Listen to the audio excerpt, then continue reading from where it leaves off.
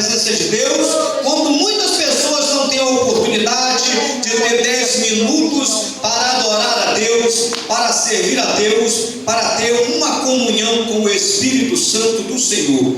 Eu espero que toda a igreja venha se preparando para o grande evento final, porque os dias estão se findando, a palavra de Deus tem se cumprido a toda a risca. Todos os dias já predizem a vinda do Filho do Homem. Jesus já está às portas.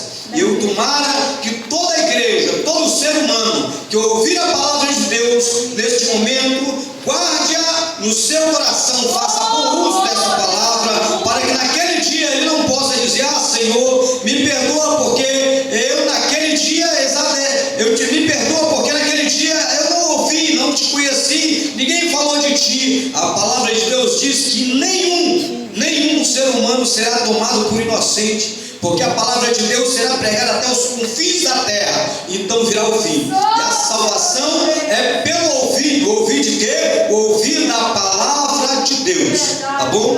Eu agradeço a oportunidade, que as palmas vão ao Senhor. Glória a Jesus.